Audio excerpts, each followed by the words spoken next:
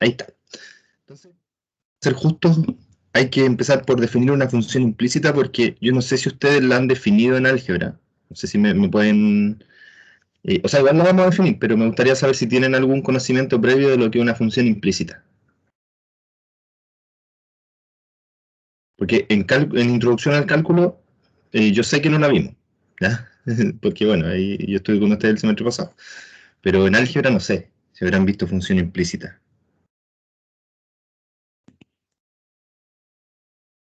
No, profe. Por lo menos. No. Ya. Solamente para indagar si es que tienen algún conocimiento previo, ya, porque igual vamos a hablar de eso. Entonces, como no tienen ningún conocimiento previo, vamos a asociarlo directamente con el concepto de función que ustedes tienen, ¿ya?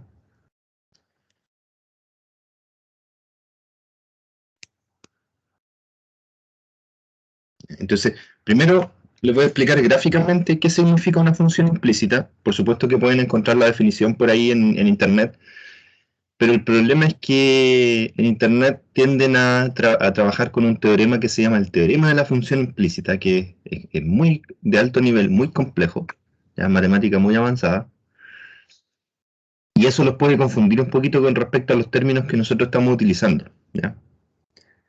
Entonces, yo voy a empezar a definir qué significa una función implícita de manera bien gráfica, ¿ya? Bien así como con dibujo. Y para eso voy a considerar primero una ecuación, muy conocida para ustedes, ¿ya? Una ecuación que es, déjenme que reaccione la pizarrita. Parece que estaba sin batería.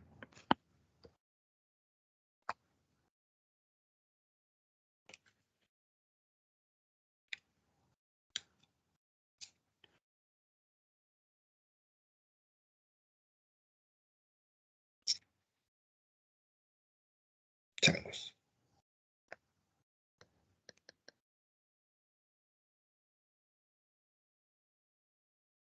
Ahí está, todavía no quiere reaccionar. Ahí sí, funciona. Entonces, vamos a considerar la siguiente ecuación, bien sencilla.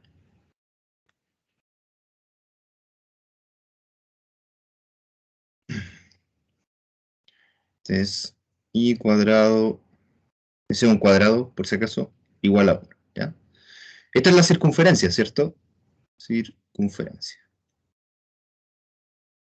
Ah, no sé qué pasa aquí. Estoy rayando súper feo porque está como rara la pizarra.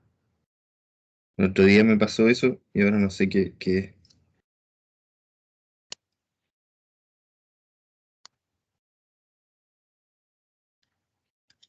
La otra vez lo arreglé simplemente cambiándole el repuesto a la punta del lápiz de la pizarra. De estas pizarritas como una tableta.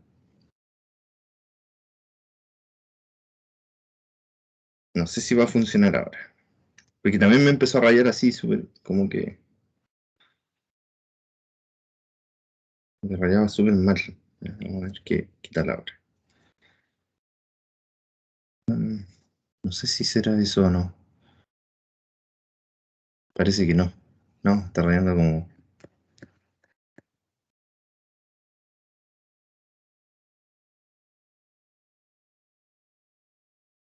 ¿Ya? Bueno, voy a tratar de escribirlo lo más clarito porque no sé qué pasa con esto. Probablemente un problema de software.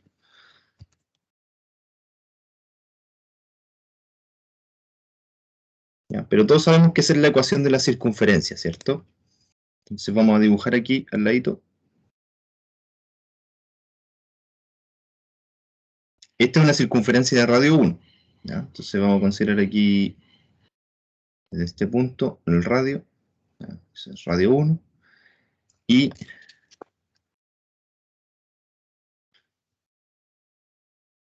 vamos a tomar el eje X, ya el eje horizontal, lo vamos a centrar aquí en la circunferencia. Este es como el eje X, ¿ya? El eje horizontal.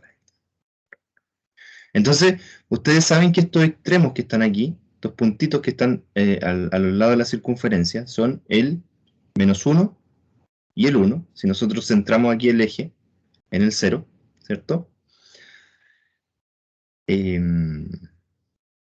fíjense que esto que está acá es una relación entre los valores x e y, ¿cierto? Porque yo tomo un x cualquiera, aquí voy a dibujarlo con rojo para que se note. Tomo un x aquí arbitrario y lo puedo relacionar con un valor de y acá. De hecho, voy a dibujar el eje y para que ustedes lo visualicen un poquito mejor. Por ejemplo, acá, si dibujamos el eje y hacia abajo también, entonces toman un x arbitrario, ¿ya? Y lo relacionan con un valor de y por acá, ¿cierto? ¿Cómo se relaciona ese x y ese y? Mediante esta ecuación, x cuadrado más y cuadrado igual 1.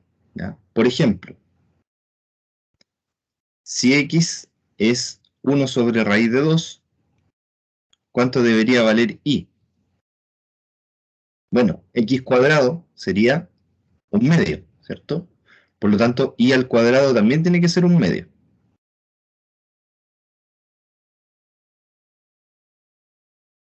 O sea que y al cuadrado tiene que ser un medio, ¿cierto? Para que la suma me dé 1. Entonces, y va a ser positivo o negativo, pero va a ser 1 sobre raíz de 2. O raíz de 2 medios, como prefieran. Entonces, ese x está relacionado con dos valores, con un valor negativo y un valor positivo, ¿cierto? Ahí que el dibujo no quedó muy bien porque está con... No sé qué le pasa a esta cosa. Y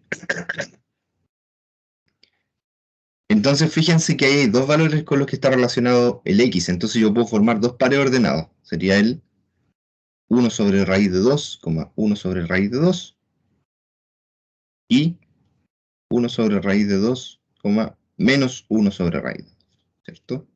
Este es x y este es y. X, y. ¿Cierto? Entonces, si yo considerara esto como una función, como las funciones que ustedes aprendieron en álgebra, habría un problema aquí, ¿cierto? En considerar esto como una función. ¿Ya? ¿Cuál sería el problema? Recuerden sus conceptos de función, los más básicos, y ¿por qué habría un problema aquí al definir una función así? Porque no puede tener más de dos valores para el dominio. Exactamente. Exactamente. La regla de oro, la más importante de las funciones, es que cada elemento del dominio tiene un único valor correspondiente en el recorrido, ¿cierto? Exactamente. Entonces, lo que nosotros podemos hacer acá es simplemente restringir o borrar uno de los posibles valores en el recorrido. ¿Ya? Lo restringimos. Entonces, fíjense que yo voy a dibujar aquí todo esto que está aquí arriba. Van a ser los valores posibles del recorrido. O sea, yo estoy restringiendo todo lo que está abajo, lo voy a sacar de ahí. ¿Ya? Lo borro. Entonces, cada x solamente está relacionado con un valor de y positivo. Solo un valor arriba. Es decir, voy a poner aquí una pizarrita nueva porque ya se colapsó. Y tengo que x cuadrado más y al cuadrado es 1, ¿cierto? Eso implica que y al cuadrado es igual a 1 menos x cuadrado. Ahí estarán de acuerdo.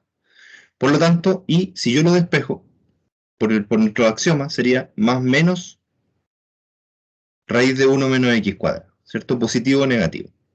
Pero resulta que nosotros vamos a restringir esto. Esto que está acá se restringe, ¿ya?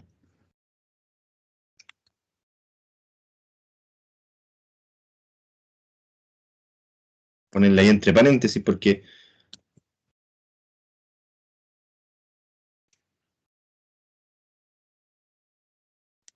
¿ya?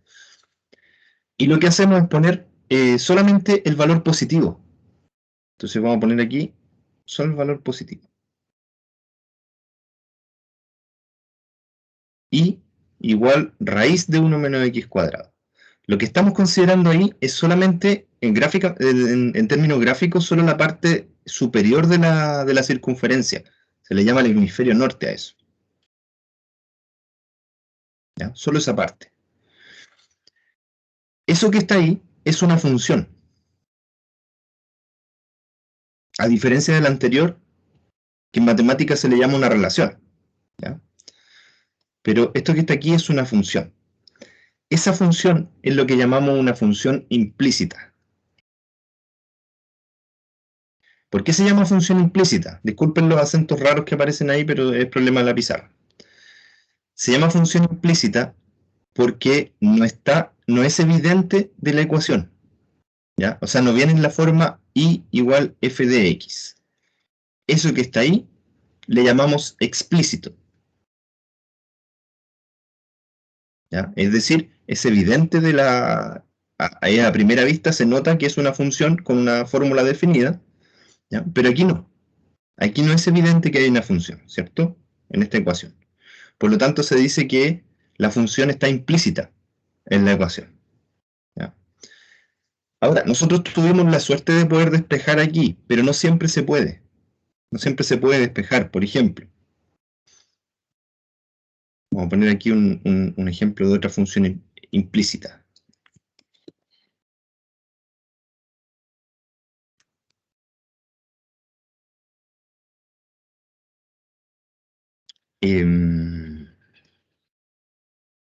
Vamos a incluir funciones trigonométricas, ¿ya? Seno de xy más logaritmo natural de x más y igual a 1.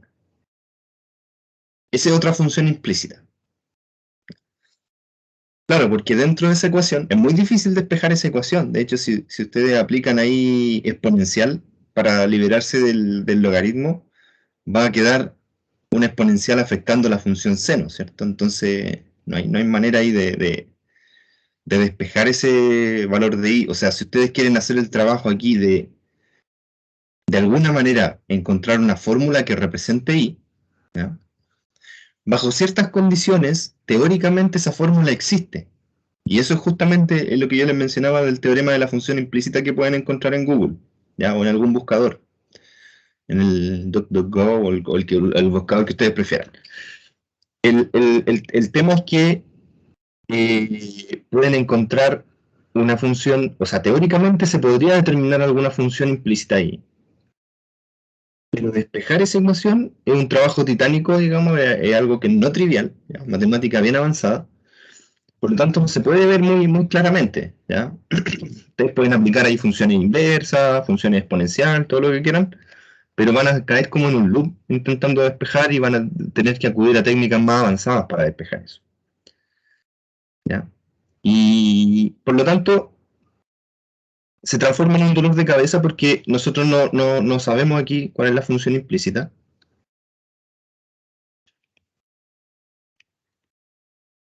No sabemos cuál es así como claramente, pero ¿de qué estamos preocupados nosotros en este momento? ¿Cuál es nuestro contexto? Nosotros estamos estudiando variación, ¿cierto? Instantánea de funciones.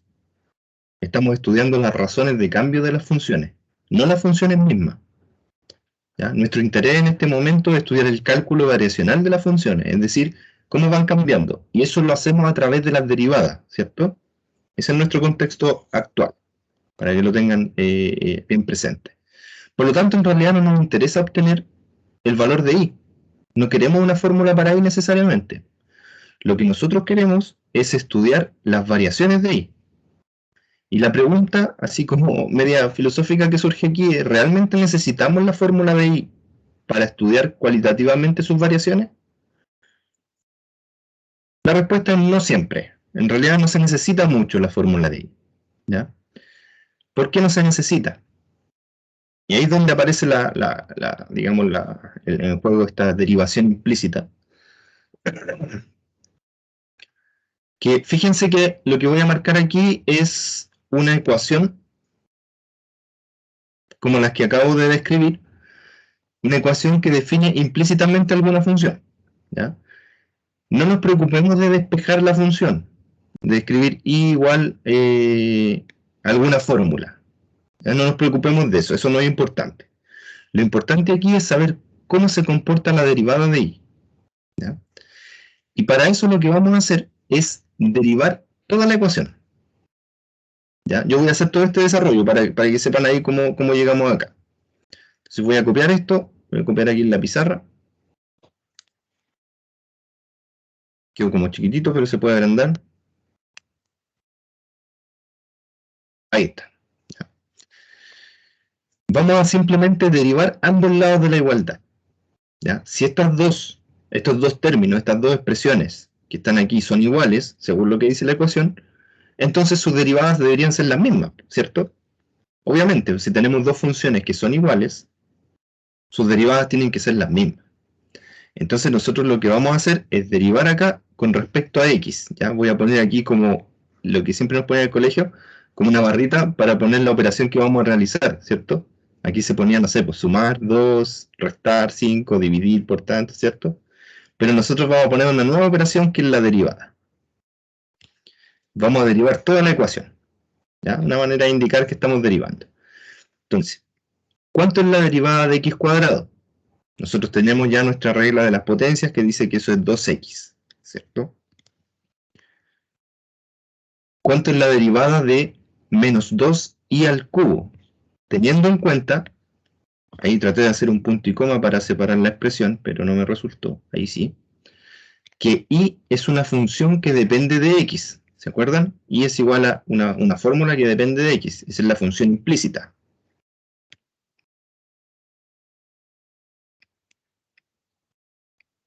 Y me salen esos acentos extraños que no puedo evitar. Son acentos checos. Ya los checos hacen unos acentos así sobre las letras C, o al revés, etc. Ya, pero esto me queda así. Menos 2 por... ¿Cuál sería la derivada de i al cubo? Eso me gustaría que ustedes lo calcularan.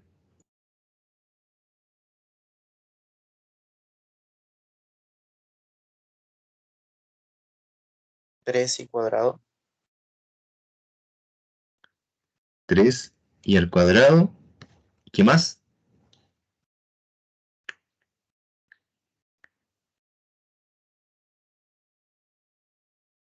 Falta i. Por i prima. Exactamente. ¿Cómo se llama eso? Esa regla que acaban de aplicar.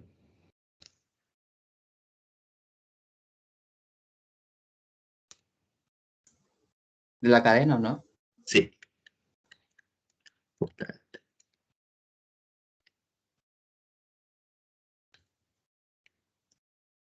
Justamente es la regla de la cadena. ¿Ya? Entonces, en ese mismo contexto, si yo quiero derivar 4i, yo derivo 4i, ¿ya? Eso sería 4 por la derivada de i, ¿cierto? I'. ¿Ya? Igual a la derivada de una función constante que no está variando.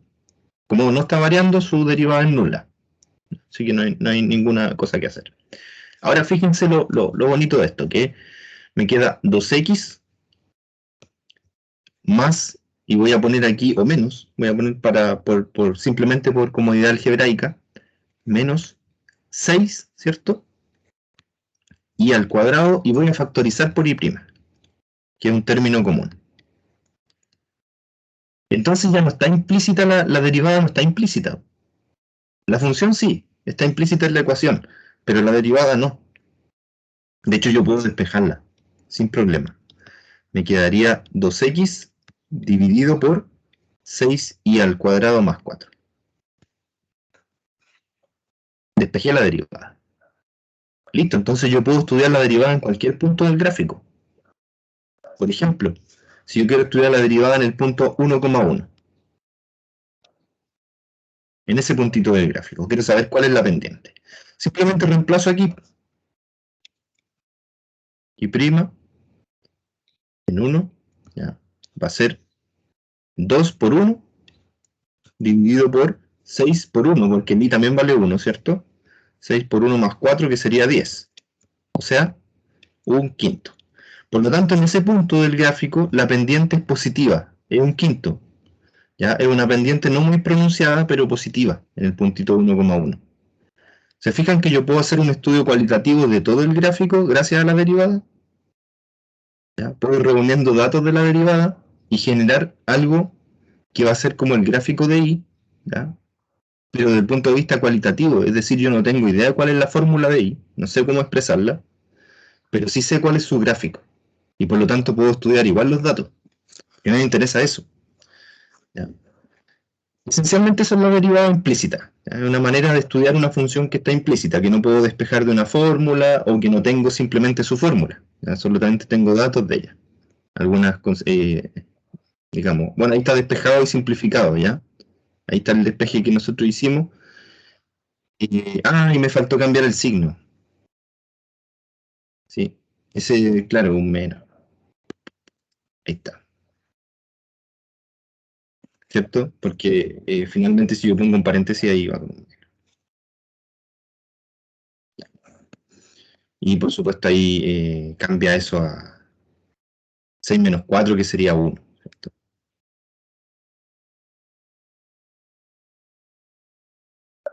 Entonces me queda una pendiente en 45 grados en ese punto.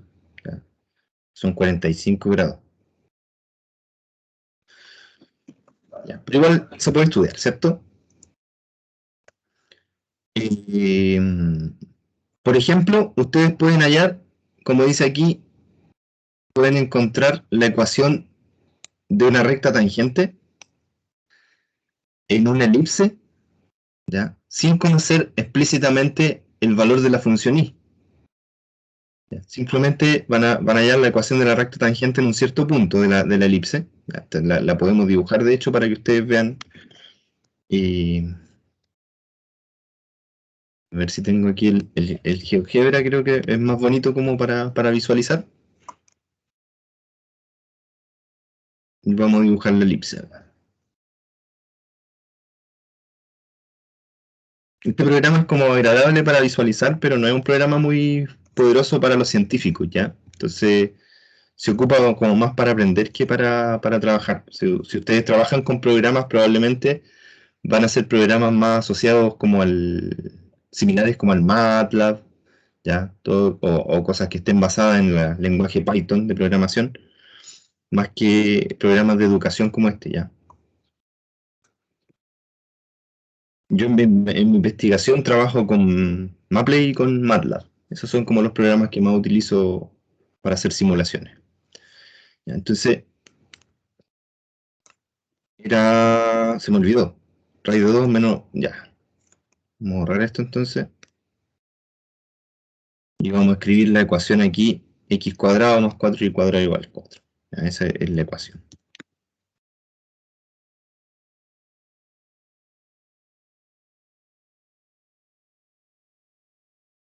Y tenemos nuestra elipse. Y el punto es raíz de 2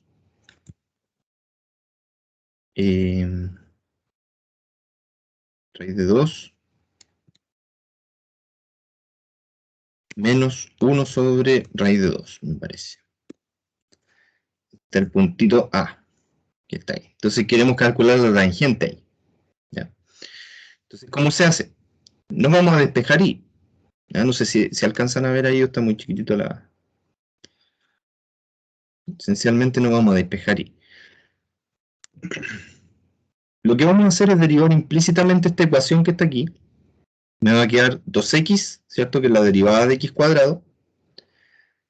2 por 4 es 8, así que me queda 8y por y', por la regla de la cadena, igual a 0, que es la derivada de 4, que es una constante. ¿Ya? Profe, ¿Sí? no entiendo muy bien eso de la regla de la cadena con Ya. la I prima. ¿No? Recuerdo de la regla de la cadena. La regla de la cadena decía lo siguiente. Si ustedes van a derivar una función compuesta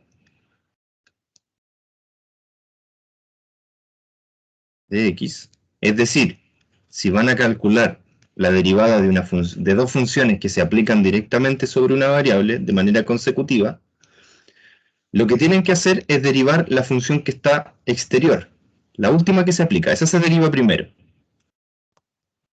Se evalúa en la función que está al interior y se multiplica por la derivada de la función interior. ¿Ya? Yo no quise hacer en el argumento de la regla de la cadena la demostración porque salía un poquito de las competencias del curso. No estaba dentro de los resultados de aprendizaje y las competencias. Ni siquiera está en el programa. ¿Ya? Entonces se las presenté como una regla que se puede aplicar dentro de las funciones compuestas y les presenté ejemplos donde funcionaba y todo. Ya hay un argumento de matemático detrás, pero no es el caso, digamos. No nos aporta mucho. Entonces, por ejemplo, si yo quiero derivar el logaritmo natural de x cuadrado más 1, ahí claramente hay dos funciones compuestas. Una es el logaritmo natural, que es la función exterior, o sea, la última que se aplica a la variable x, y la otra función es x cuadrado más 1, que es la primera función que se aplica a la variable x, ¿cierto? O sea, toman el x, lo elevan al cuadrado, le suman 1, y al final le aplican el logaritmo a todo eso. Entonces, si yo quisiera derivar esto con respecto a x, lo que tengo que hacer es derivar el logaritmo primero. O sea, derivo el logaritmo, que sabemos que es 1 partido por x, ¿cierto? La derivada del logaritmo es 1 dividido por el argumento. Pero el argumento es, en este caso, x cuadrado más 1. ¿Ya? Voy a poner ahí en rojo esto que está aquí, es la derivada del logaritmo.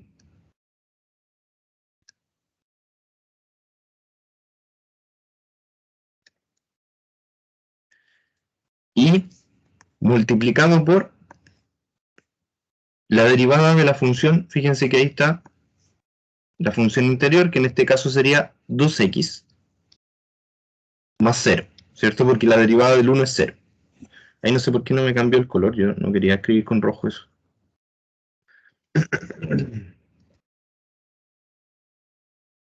2x más 0.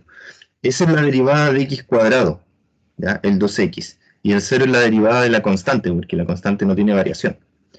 Y ahí, bueno, se puede simplificar todo lo que queramos y escribimos 2x dividido por x cuadrado, ¿ya? Y eso me queda la derivada de esta función compuesta. Entonces, si yo tengo una función implícita y igual y de x, es decir, es una función que depende de y, y yo escribo, por ejemplo, y al cuadrado, lo que quiero decir es que la función y de x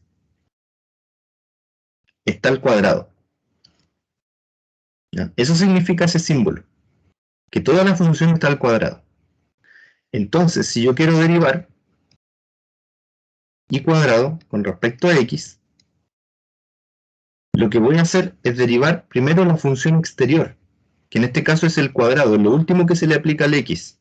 ¿Ya? Primero al x se le aplica la función y, ¿cierto? Y ahí se obtiene un valor. Y a ese valor se le eleva al cuadrado, al final. ¿Ya? Entonces la última función que se aplica es el cuadrado. Entonces la primera que voy a derivar, según la regla de la cadena. Entonces, si yo derivo el cuadrado, me quedaría 2 por todo el argumento, todo lo que está dentro del cuadrado, elevado a 2 menos 1, que sería 1, ¿cierto? Eso no lo anoto. Multiplicado por la derivada de la función que está en el interior, que sería y, o sea, y'. Y no anoto el x, porque yo sé que y es una función que depende de x, entonces no lo anoto, ¿ya? Como está en el contexto, yo sé que depende de x, simplemente no anoto el x. Y me queda así. No sé si ahí queda un poquito más claro. Sí, profe, sí. ¿Sí? Gracias. El tema de la regla de la cadena, de la aplicación. Entonces, eso es súper útil a la hora de derivar implícitamente, ¿ya? La regla de la cadena se aplica muy seguido, porque siempre las derivadas implícitas en las ecuaciones aparecen estas funciones y que son implícitas, ¿ya? Que dependen de la variable x, que es lo que llamamos variable independiente. Por lo tanto, es muy usual la aplicación de la regla de la cadena en estos casos, ¿ya? Y al quedarnos una ecuación así, bueno, fíjense que esta derivada que está ahí fácilmente se puede despejar, ¿cierto? Ustedes simplemente restan 2x y dividen por 8y, ¿no? Que es una manera de despejar una ecuación lineal común y corriente, ¿cierto? Entonces puedo despejar y', me quedaría así. Por supuesto que se simplifica el 2 con el 8, donde me queda algo un poquito más sencillo. Pero el punto aquí, lo importante, es que pudieron encontrar una fórmula explícita para la derivada, sin conocer una fórmula explícita de la función y, ¿ya? No sabemos cómo es la función y exactamente, pero sabemos cómo es su derivada. Y nuestro objetivo es encontrar una recta tangente, ¿cierto? Por lo tanto, basta con tener la derivada y un punto. Y ahí sabemos cómo va a ser la ecuación de la recta tangente. De hecho, fíjense que si yo evalúo la derivada en este punto, voy a obtener exactamente la pendiente de la tangente en ese punto, ¿cierto? El concepto geométrico de la derivada. Entonces me quedaría x igual raíz de 2 e y igual menos 1 partido por raíz de 2. Si yo lo reemplazo aquí, me va a quedar y' igual a un medio, positivo. Porque como el y es negativo, con ese menos que está ahí, me queda positivo. O sea que la derivada, ahí se destacó todo. La derivada en ese punto, en la elipse, es un medio, ¿ya? Y fíjense en el dibujo. Claro que es un medio, o sea, claro que es positiva. Fíjense en la tangente. Si ustedes la dibujan ahí, tiene que tener una inclinación positiva, ¿ya? Así que evidentemente el cálculo debía ser positivo. Si yo hubiera tomado un punto por acá, ya ahí sí yo entiendo que la derivada debería ser negativa, ¿cierto? Y si mis cálculos dan positivo, entonces algún error cometí en mis cuentas, ¿ya? Pero si el punto está por acá, entonces la derivada tiene que ser claramente positiva, ¿cierto? Entonces, es más o menos evidente. Ahora tenemos la derivada y un punto. Planteamos la ecuación de la recta común y corriente. Y menos y sub 0, que sería la coordenada en y, que en este caso es menos 1 dividido en raíz de 2, que da positivo, ¿cierto? Igual a la pendiente m, que en este caso es un medio, correspondiente a la derivada, por x menos x0, que sería la coordenada en x, que es raíz de 2. Ahí me queda la ecuación de la recta tangente. Se puede simplificar. Aquí está la simplificación. Simplemente ustedes restan 1 sobre raíz de 2 acá, se lo restan a menos raíz de 2 medios y me va a quedar ese valor, ¿ya? Pero eso es una cuenta nomás, eso es un cálculo cortito que ustedes pueden hacer. Aquí me queda la pendiente de mi recta, o sea, la ecuación de mi recta tangente, que es un medio de x menos raíz de 2. Si yo la dibujo acá, sería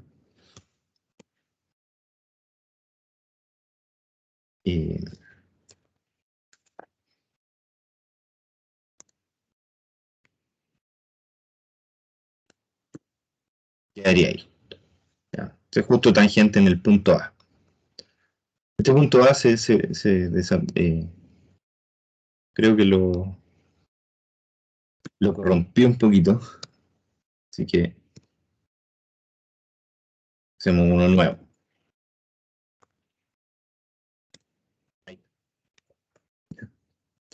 Entonces, claro, evidentemente es la ecuación de la recta tangente en el puntito. Esto con respecto a la derivación implícita, ¿ya? Lo que yo quería ver hoy día es algo relacionado con la derivación implícita, pero que tiene un poquito menos teórico, tiene en realidad un trabajo algo más, ¿cómo decirlo?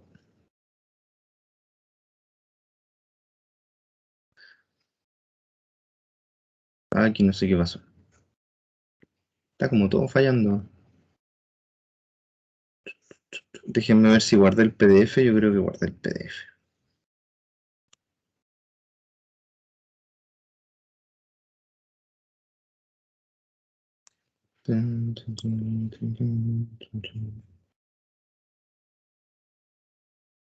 Está raro el computador hoy día. Me falló la pizarra y ahora falla esto. Ya, tenemos un problema aquí bien concreto. Dice lo siguiente, dice, ¿qué tan rápido baja el nivel de un líquido que está sobre un tanque cilíndrico? ¿Ya? Que obviamente tiene un radio fijo porque es un cilindro como tubular, ¿ya? Es un tubo, un típico tambor de metal, que tiene una llave ahí. Imagínense ahí una viña, ¿cierto? Y tiene una barrica ahí.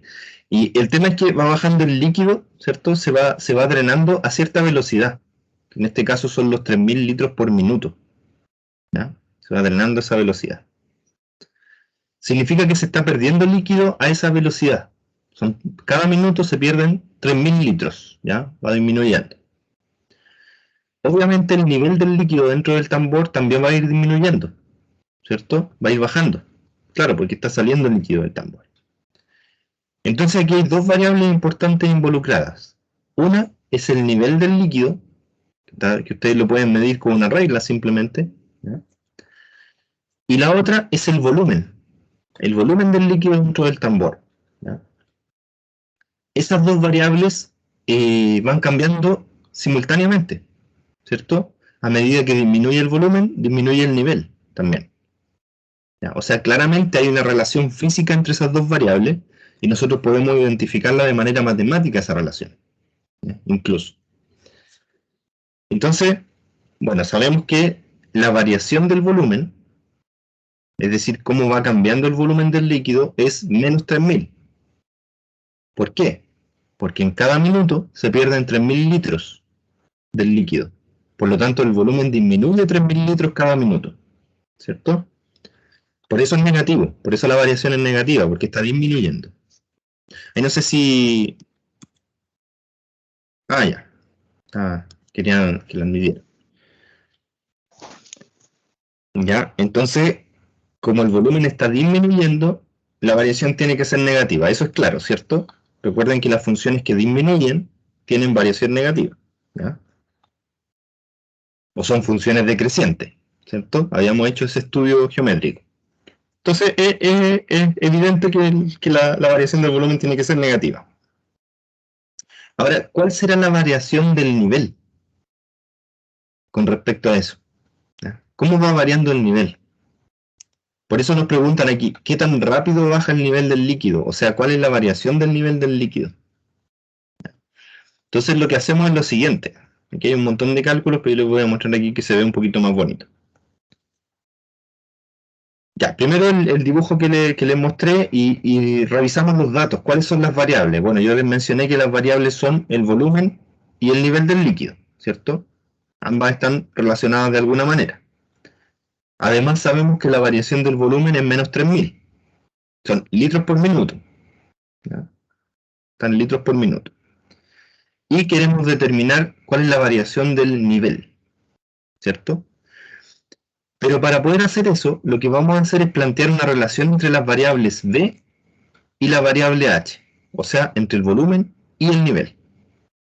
Y esa relación tiene que ver con el volumen de un cilindro de altura H, ¿ya?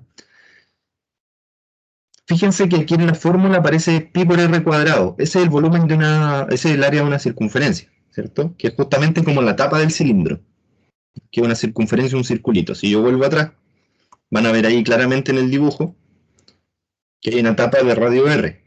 Esa tiene área pi por r cuadrada. Y si ustedes la multiplican por h, por la altura h, me va a dar el volumen de ese líquido. Perdón, sí, correcto. Me da el volumen de ese líquido. ¿Cierto? No puedo justificar matemáticamente en este momento esa fórmula, pero les prometo que la vamos a justificar en la segunda parte del curso, ¿ya? Pero ustedes me imagino que alguna vez han visto esta fórmula. Esencialmente se basa sobre un principio que se llama el principio de Cavalieri, que es cuando ustedes amontonan unas moneditas de 10, por ejemplo, hacen como una columna, un cilindro. Si ustedes tuercen esa columna, si corren las moneditas de 10 para un lado un poco, el volumen no cambia, ¿cierto? Solo cambia la forma, ¿ya? Y es porque el volumen se compone de la suma de las monedas, o sea, del volumen de cada moneda. Ese es el principio de Cavalieri, ¿ya? Por lo tanto, lo que hacemos es calcular el área de un círculo y lo multiplicamos por la longitud de esa columna y obtenemos el volumen, ¿ya? Pero eso se justifica matemáticamente con integrales, que vamos a hacerlo en la segunda parte del curso. Entonces, eso que está ahí es el volumen del cilindro, ¿ya? ¿Por qué aparece un 1000? ¿Qué creen ustedes? ¿Por qué aparece un 1000 ahí?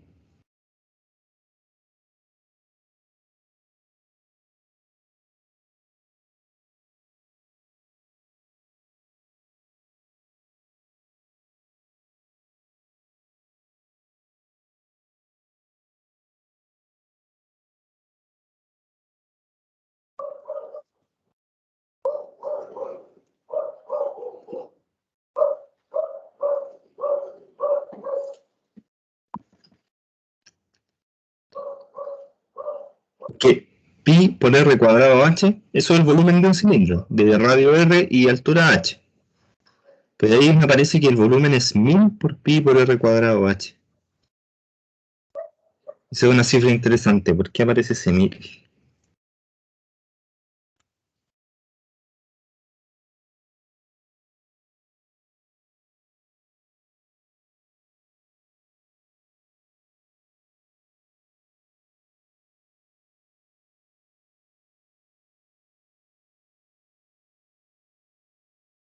Veamos aquí. Esa es la razón. Es simplemente un cambio de unidad de medida, nada más. ¿Ya? Solamente pensando en que el metro cúbico contiene 1000 litros como medida de volumen, ¿ya? Entonces simplemente hacemos un cambio de unidad de medida, nada más. Es como cuando ustedes expresan los metros en centímetros, ¿cierto? Tienen que dividir por 100, ¿ya? O cuando quieren expresar al contrario, al revés, perdón. Cuando quieren expresar centímetros en metros, lo que hacen es dividir por 100, ¿cierto? O si quieren expresar metros en centímetros, lo multiplican por 100, ¿ya? Eso es un simple cambio de unidad, ¿ya? Nada más. O sea, tiene que ver totalmente con el problema particular, no tiene que ver con la teoría de derivadas ni nada por el estilo. Ahora, ustedes en un problema dado pueden elegir mantener la unidad o cambiarla, ¿ya? Si quieren, por ejemplo, trabajar con kilómetros en lugar de metros, y el problema está dado en kilómetros, entonces mantienen kilómetros. Si está dado en el sistema imperial, por ejemplo, en millas, y ustedes están acostumbrados a los kilómetros, quieren cambiarlo, entonces multiplican por una constante para pasar las millas a kilómetros, ¿cierto? Es una relación lineal, así que es cosa de multiplicar por un número, ¿no? Como lo hacen aquí. ¿Ya? Así que eso no tiene nada de raro, es simplemente un cambio de unidad de medida, nada más, ¿ya? Simplemente por comodidad. Es para comparar todas las medidas, para que queden todas en un mismo sistema de medición. Entonces, lo importante no es eso del problema, no perdamos el foco. Lo importante es que nosotros tenemos una relación entre B y H, porque resulta que R es constante. R es una constante, es un radio, ¿ya? Entonces aquí hay una ecuación que relaciona B y H, el volumen y la altura, el nivel del líquido. Y ahora lo que hacemos es derivar implícitamente, ¿ya? Justamente lo que estábamos haciendo recién, ¿cierto? Derivamos el volumen y derivamos H, ¿cierto? El resto es constante. Eso que está ahí todo es constante, por lo tanto no afecta a la derivada, o sea, sigue multiplicando ahí. Hasta ahí todo claro, ¿cierto? Que yo haya derivado implícitamente, ¿eso es claro?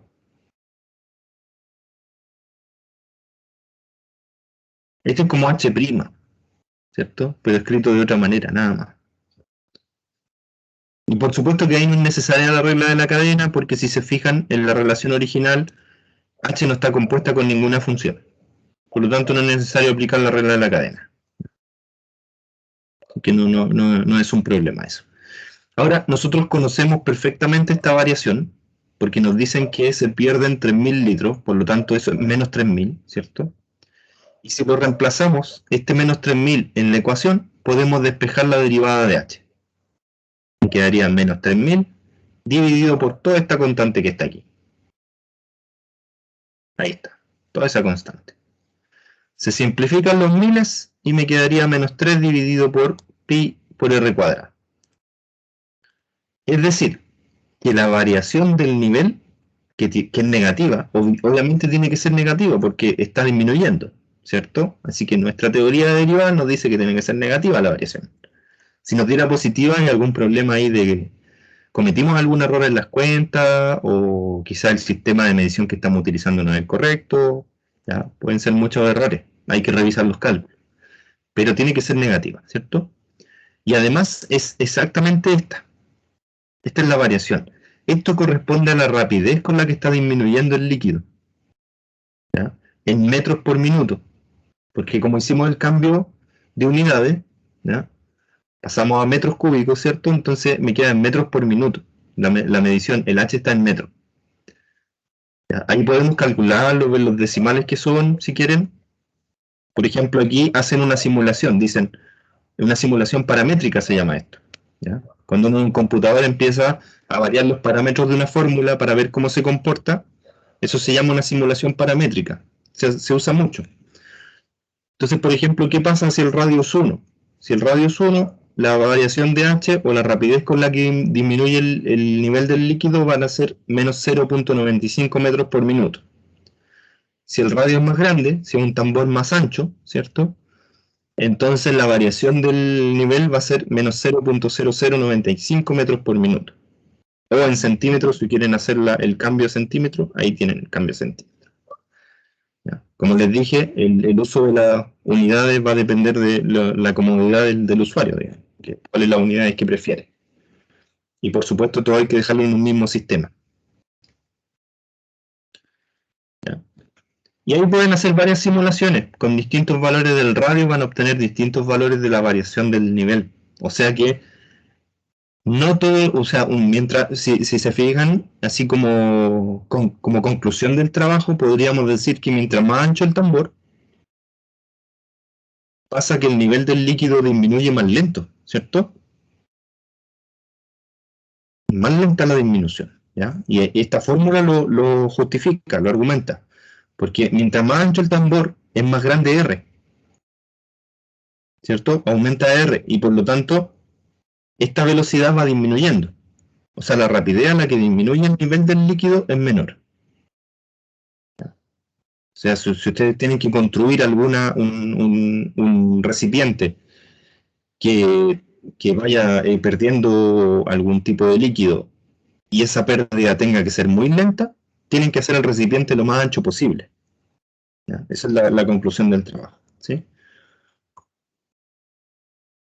Estos problemas se llaman en general problemas de variables relacionadas. Ese es el nombre y bueno, es más o menos evidente por qué se llama así, ¿cierto? El nombre...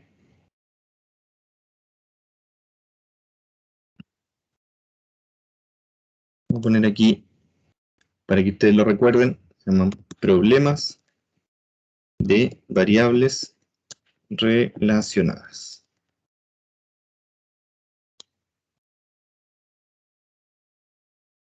Las pueden ver en el libro del curso, ya, en nuestro texto guía. Pueden ver ahí una sección donde habla de los problemas de variables relacionadas y aparecen estos problemas y muchos más, y aparecen ejercicios y todo.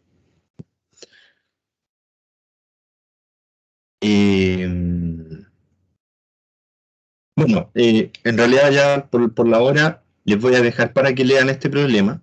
Quizás les puedo dar algunos consejos para leerlo. La situación aquí es que un globo parte desde el piso y va subiendo. ¿Ya? Si miramos el dibujo, el globito va subiendo.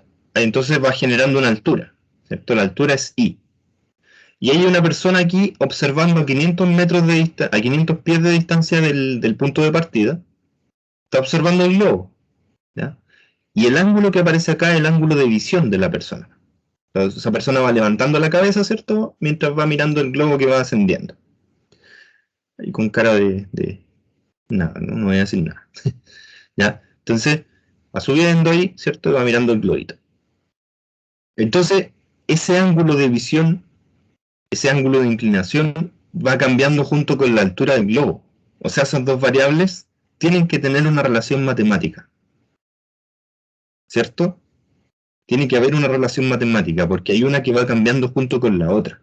Ahora, qué tan difícil es encontrar esa relación matemática es otra cosa, pero tiene que existir. Entonces, ¿cómo relacionamos esas variables? Bueno, aquí tenemos un triángulo rectángulo que se forma en esta situación, aproximadamente rectángulo, ¿cierto? La altura del globo pasa a ser un cateto del triángulo y la distancia del observador al punto de partida del globo también pasa a ser un cateto. Y la hipotenusa es la distancia del globo al observador, ¿ya? Entonces, en base a eso, usando trigonometría, pues nosotros podemos obtener una relación entre el ángulo y la altura. Entonces, ustedes lean el problema para que vean cuál es la relación que se obtiene, que debe estar por aquí y no la encuentro.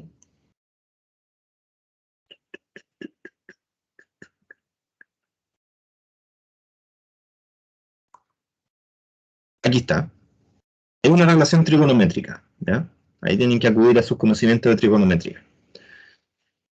Es decir, una relación así. Entonces, lo que pueden hacer es usar derivación implícita para obtener la variación del ángulo en términos de la variación de la altura. ¿Ya? Lo que se hace ahí es usar derivación implícita. Por supuesto que ahí aparece la regla de la cadena, ¿cierto? Ahí dice pregunta ejercicio, ¿por qué, cómo se justifica eso? Ustedes lo justifican con la regla de la cadena, ¿ya? Y ingresan todos los datos que ustedes tengan del problema para poder obtener la variación de la altura. Eso es esencialmente, ¿ya? Después leerlo en detalle ahí para que ustedes vean cómo funciona cada uno de los pasos. Ahí están descritos, pero yo les hablo como a grandes rasgos del problema. Y finalmente les dejo un ejercicio. Esto es para ustedes, ¿ya? Tienen que leer el problemita. Aquí yo no les voy a dar ninguna indicación porque es un problema exactamente como los anteriores. Tienen que reflexionarlo ustedes y poder resolverlo, ¿ya? Está la solución más abajo, pero háganlo ustedes, ¿ya? Ahí están los pasos. Primero, identificar las variables, las razones de cambio existentes, relacionar las variables y relacionar las razones de cambio, ¿ya? O sea, encontrar una ecuación que relacione las variables y a partir de eso ustedes derivan implícitamente para obtener una ecuación que relacione las derivadas. Y ahí ustedes pueden calcular cuál es la derivada que necesitan, ¿ya? O la razón de cambio necesaria. ¿Ya? Esto se los dejo, esta PDF se los dejo en el UCM virtual, para que lo vean ahora.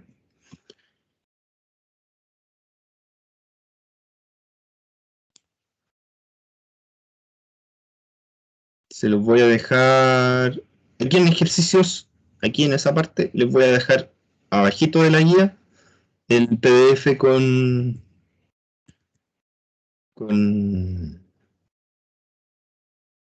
estos problemas, ¿ya?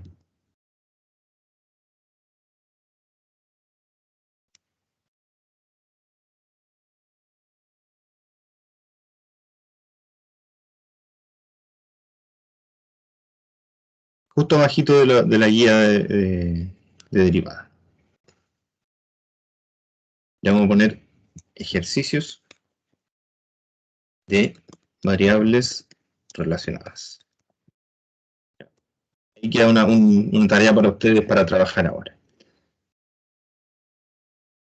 Eso, no sé si hay consulta, alguna pregunta. Hoy día trabajamos con derivada implícita.